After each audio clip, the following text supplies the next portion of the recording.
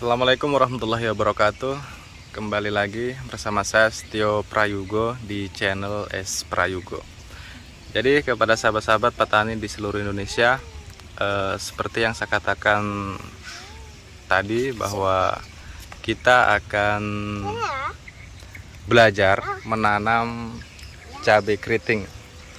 Jadi ada terangpe guru yaitu Mas Akun yang sudah terbukti tanamannya ini yang tadi kita sudah lihat, dan lokasi yang saya katakan tadi di lokasi persawahan. Rencananya kita akan tanam cabai keriting, dan hari ini kita punya agenda sedang penyemaian ya. Jadi bagaimana prosesnya, mari kita lihat sama-sama. Baik sahabat, ini kawan kita namanya Mas Marji. Beliau juga salah satu petani cabai dan rica yang sudah sempat sukses juga di tanaman ini, dan sudah beberapa kali menanam cabai ya Mas ya. Nah, sekarang ini kita lagi proses penyemaian benihnya.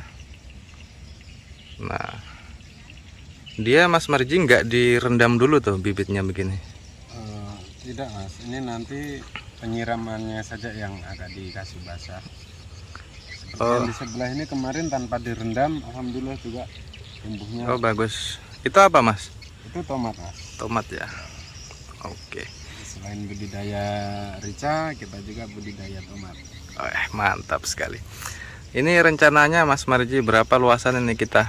Ini yang untuk rica rencananya luas lahannya 1/4 hektar Mas. 1/4 hektar. Berapa bungkus Mas Marji? Persediaannya 3 bungkus Mas. Yang mau kita Semai ya? semai ini 3 bungkus. Cukup dia Mas Marji? Insya Allah cukup Mas. Dengan kalau misalnya tidak menutup kemungkinan ada yang mati, dipersiapkan untuk penyulaman, cukup ya? Cukup. Oke. Jadi mungkin ini bervariasi ya sahabat-sahabat semua dalam proses penyemaian ini, karena ada berapa, kalau yang saya sempat temui juga Mas Marji, orang nyemainya itu, karena dulu juga saya sempat alami sih itu. Kalau ini lokasi penyemaian ini nggak ada dia Mas Marji begini nih, yang gumpal begini nggak ada. Jadi dia lembut sekali. Jadi kita memang kita hancurkan bener-bener. aduh Tama, kamu sudah hancurkan terang pebedengan. Dia torang hancurkan Mas Marji. Nah, baru sebelum kita lakukan proses penyemaiannya, bibitnya kita rendam di air hangat, terus kita bungkus di kain yang basah selama 1 malam. Gitu. Itu bagus juga. Ada perbedaannya dengan yang seperti ini. Kalau yang direndam dulu menggunakan air hangat, kemudian ditiriskan di kain, kita simpan 1 malam, itu untuk membantu mempercepat pertumbuhannya. Biasanya yang seperti itu dulu kemarin sempat saya alami juga yang seperti itu. Saya menggunakan media potray Mas. Potray jadi ya? Saya menyemainya itu di potray. Kenapa saya lakukan seperti itu? Karena kalau di potray beda dengan yang seperti ini Mas. Di potray dia untuk menjaga kelembabannya itu tidak bisa stabil lama lah. Berbeda dengan yang kita semai langsung di media yang seperti ini ya. Seperti ini. Ya. Jadi intinya kalau dengan metode direndam itu mempercepat proses pertumbuhan dari penyemaian. Oke, siap. Itu kalau saya sih dulu Mas, dulu sekali. Kalau sekarang karena sampean kan so berpengalaman toh dengan Mas Akun toh, jadi siap perintah. Oke, Mas Akun, kasih pencerahan dulu Mas Akun. Hmm. Ini kan terang P-Media ini apa ada campuran atau bagaimana kah? Atau memang cuma tanah saja atau bagaimana? Ya, sebenarnya lebih bagus itu dilakukan penaburan dolomit sebelumnya ya. Iya. Terus pemberian SP36 atau TSP itu yang paling bagus. Tapi karena ini lahannya ini pasca ini baru selesai dilakukan penyemaian rica juga. Ini pas kita cangkul ternyata masih SP36-nya masih banyak gitu. Makanya kita tidak tabur SP36 lagi. Nah, cuma nanti pada tahap pengocorannya aja, nanti dikocor menggunakan tangki itu menggunakan SP36. Siap. Jadi yang pastinya nggak lawaran hanya tanah tok ya. Cuman ini tadi kemarin saya sudah semprot menggunakan hidrogen peroksida dengan fungisida ya, untuk mensterilkan tanahnya supaya terhindar dari bakteri. Oh Makanya iya, penyemaian itu kendalanya di rebah kecambah. rebah Itu kecambah. disebabkan bakteri. Nah iya, itu kan juga ada beberapa petani yang mengalami itu Mas. Jadi pada saat proses penyemaian yang terjadi itu ketika sudah hidup, tumbuh, barang tinggi 5 cm, kena itu rebah kecambah atau dia modelnya kayak layu begitu. Ya, Itu apa itu Mas? itu karena lahannya yang tidak steril. Biasanya orang melakukan penyemaian itu menggunakan pupuk kandang. Nah, itu sangat resisten, apalagi pupuk kandang yang belum difermentasi. Alangkah baiknya ya difermentasi dulu menggunakan trichoderma ya. Ya ya. Jadi agar untuk mensterilkan pupuk kandangnya, karena pupuk kandang itu banyak bakterinya. Nah ini lagi Mas Akun, soal media tanam. Ada berapa petani rica itu di lokasinya, di lahannya itu mereka tidak berani menggunakan pupuk kompos Ya. gitu. Nah karena pendapatnya mereka sih jangan sampai ketika menggunakan pupuk kompos itu kena itu tadi, Dawan. Ya. kena layu bakteri dan yang lainnya itu. Mandi. Saya kamas bapak. Mandi lagi nak, mandi lagi. Sana. Oke, tunggu. Cepat.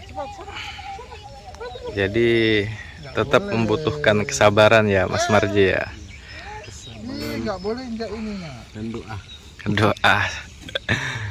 Karena dia naburnya nggak langsung diecer satu kali begitu Mas ya, satu-satu ya. Dengan menabur bibit padi. Ini harus satu-satu dengan kita kasih jarak agar tidak terlalu rapat, karena kalau terlalu rapat nanti pohonnya itu batangnya dia akan kecil. Oh iya. Jadi tetap ada spasi ya. Ya. Oke. Nah, kembali ke Mas Akun. Bagaimana Mas tadi Mas soal pendapat petani yang mereka tidak berani menggunakan pupuk kompos itu tadi? Ya, karena biasanya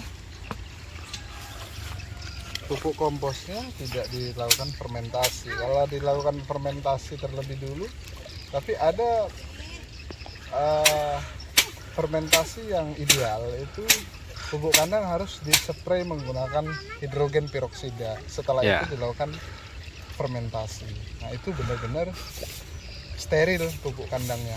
Oh. Tapi kalau tidak dilakukan sterilisasi menggunakan hidrogen peroksida, ya tentu masih ada patogen yang masih hidup di dalam, dan itu yang menyebabkan layu di di lahan kita. Artinya lahan kita akan terinfeksi oleh bakteri. Nah, kemudian ini Mas Akun, bedanya sih kalau di tanaman cabai atau di tanaman rica kan terjadi layu itu. Nah, kalau misalnya pupuk kompos ini digunakan di tanaman padi gimana Mas Akun? Dihambur di sawah begitu. Nah, itu bagus. Tanpa fermentasi ini. Oh, Efeknya gimana? Karena kan ada berapa itu petani yang punya ternak sapi, biasanya komposnya itu kohenya dihambur yang sudah kering. Nah, itu ada resiko atau ya kalau gimana? tidak dilakukan fermentasi memang tetap ada resiko. Biasanya itu serangannya di daun. Ketika padi kita itu ada terserang blast dari bakteri, itu sebenarnya dari tanahnya seperti itu. Dan juga kalau tidak dilakukan fermentasi itu ibarat makanan ya belum dimasak gitu Mas. Oh, jadi masih barang mentah ya? Ya, jadi dia butuh waktu agak lama untuk unsur haranya itu diserap oleh tanaman. Nah, tapi untuk proses pertumbuhan dari tanaman itu gimana Mas? Apa yang terjadi kira-kira? Ya, kayak Apa dia kayak rica, padinya bisa layu atau dia bisa kerdil atau gimana? dia kalau di padi biasanya daunnya yang terserang kresek. Kalau di sini sebutannya kresek atau hawar daun. Sebenarnya itu dari lahannya itu sendiri gitu. Oh ya, kresek ya. Oke. Nah, kalau sudah terserang kresek pasti hasilnya nggak maksimal, karena daun untuk dilakukan fotosintesis itu tidak berfungsi. Baik.